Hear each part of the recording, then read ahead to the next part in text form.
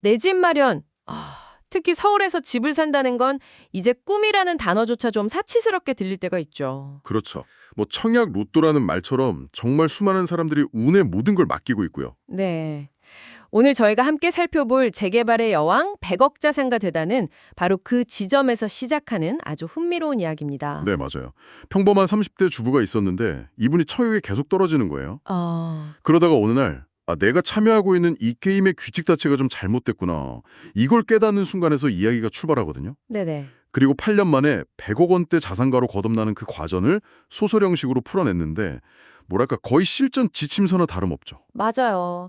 그래서 저희는 오늘 단순히 부동산으로 큰 돈을 번 그런 성공 신화를 그냥 훑어보려는 게 아닙니다. 주인공 김소정이 어떻게 그 막연한 운의 게임에서 선명한 전략의 게임으로 판을 옮겨갔는지, 네. 그리고 그 과정에서 얻은 교훈들이 부동산을 넘어서 우리 삶의 다른 영역에는 또 어떻게 적용될 수 있는지 그 본질을 한번 깊게 파헤쳐보려고 합니다. 좋습니다. 운에 맡기던 인생을 어떻게 전략의 영역으로 가져왔는지 그 여정을 함께 따라가 보시죠. 이 이야기 시작부터 정말 현실적이어서 아마 많은 분들이 공감하실 텐데요. 네. 2010년 서울 주인공 김소정 씨가 무려 10번째 청약에 또 떨어진다는 장면으로 문을 엽니다. 10번이나요? 네, 스마트폰 화면에 뜬 예비 4번. 이걸 본 남편이 한숨을 푹 쉬면서 그러죠. 우리 같은 서민은 현실을 받아들여야지. 이 한마디에 담긴 그 체념이 정말 뼈 아프게 다가오더라고요. 그렇죠. 그 당시 김소정 씨한테는 신축 어파크를 가질 수 있는 유일한 길이 오직 청약 당첨뿐이라고 생각했던 거죠. 대부분이 그렇죠, 사실. 네. 대부분의 사람들이 그렇게 믿고 있고요. 하지만 책에서는 바로 이 지점에서 우리가 놓치고 있는 또 다른 길이 있다고 말합니다. 또 다른 길이요? 바로 재개발이나 재건축 지역의 조합원이 되는 방식이요. 청약처럼 추첨을 기다리는 게 아니라 아파트가 될 땅의 지분을 미리 사는 개념인 거죠. 그 두 번째 길의 존재를 정말 우연한 계기로 알게 되잖아요. 맞아요. 딸아이 친구 할머니와의 대화가 결정적이었죠. 10년 전에 1억 원 주고 사뒀던 낡은 빌라 한 채가 그게 재개발되면서 지금은 시세 30억이 넘는 새 아파트가 됐다는 얘기를 들은 거예요.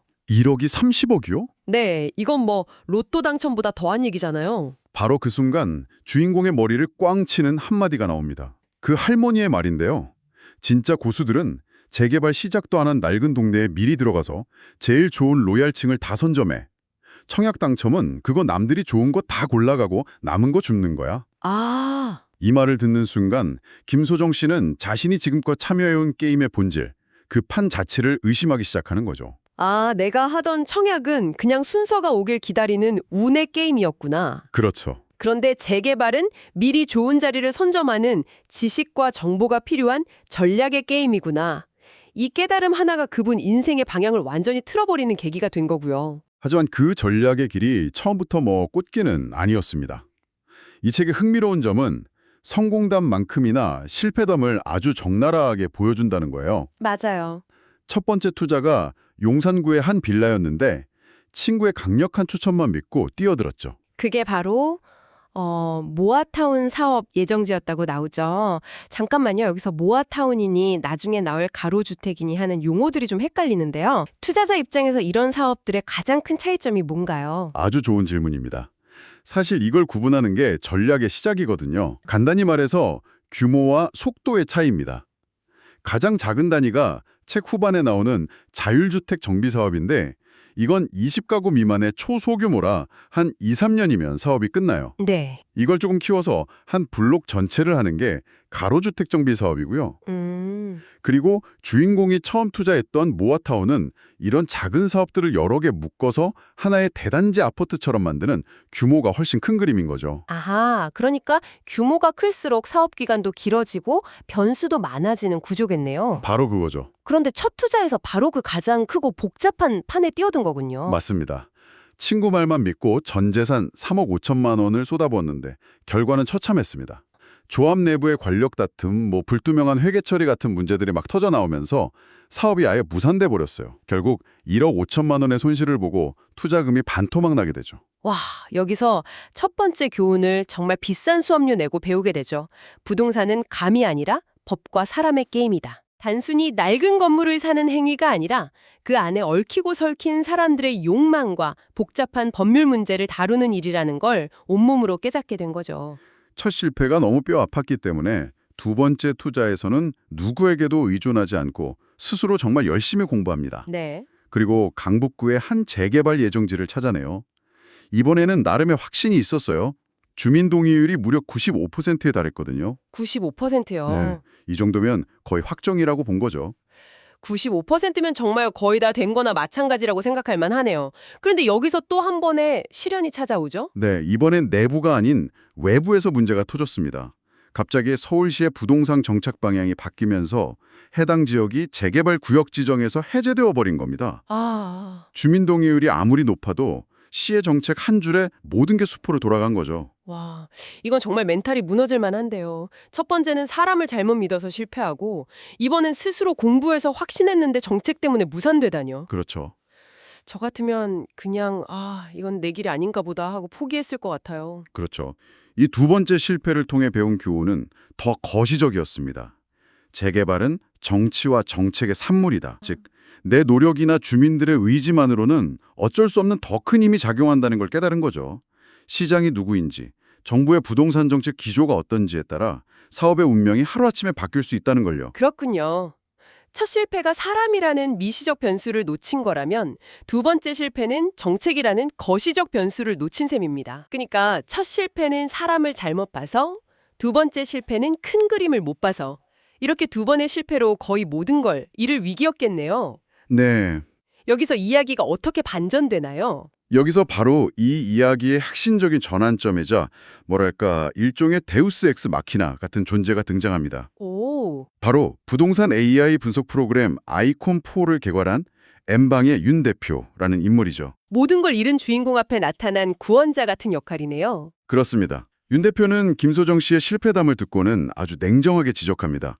그 두 번의 실패 모두 데이터를 제대로 확인했다면 충분히 예측 가능했다고요. 예측이 가능했다고요? 네. 첫 투자처였던 용산 빌라는 조합 회의록이나 관련 소송 기록 데이터를 분석했다면 내부 갈등이 얼마나 심각한지 사전에 알 수 있었고, 아, 두 번째 투자처였던 강북 지역은 당시 서울시장의 선거 공약이나 관련 보도자료 같은 데이터를 분석했다면 정책이 바뀔 가능성을 충분히 예측할 수 있었다는 거죠. 그러니까 흔히 부동산 앱에서 보는 가격이나 노후도 같은 그런 숫자 데이터가 아니라 회의록이나 소송 기록, 정책 방향 같은 보이지 않는 데이터까지 포함하는 개념이군요. 바로 그게 핵심입니다. 이 책이 말하는 진짜 중요한 데이터는 가격, 평수, 용적률 같은 정량적인 숫자가 아니에요. 네. 조합 회의록에 담긴 사람들의 감정과 갈등, 정치인의 공약에 숨겨진 정책적 의지, 민원 현황에 나타난 사회적 기류 같은 이런 숫자로 표현되지 않는 비정형 데이터입니다. 사업의 성패를 좌우하는 진짜 변수들을 이런 질적인 데이터 속에서 읽어내는 게 바로 전략이라는 거죠. 그런데 잠깐만요. AI콘 프로라는 게 실제로 있는 프로그램인가요? 듣다 보면 당장 다운로드해서 써보고 싶다는 생각이 드는데요. 하하, 물론 책에 나오는 AI콘 프로는 소설적 장치입니다. 아, 그렇군요. 하지만 이게 상징하는 바는 매우 현실적이에요.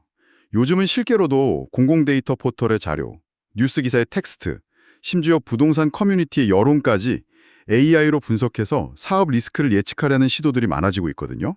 네. 예전에는 소위 고수들의 감에 의존하던 영역이 점차 데이터 과학의 영역으로 넘어오고 있다는 걸 이 장치가 상징적으로 보여주는 겁니다. 하지만 데이터가 모든 걸 해결해 줄 수 있을까요?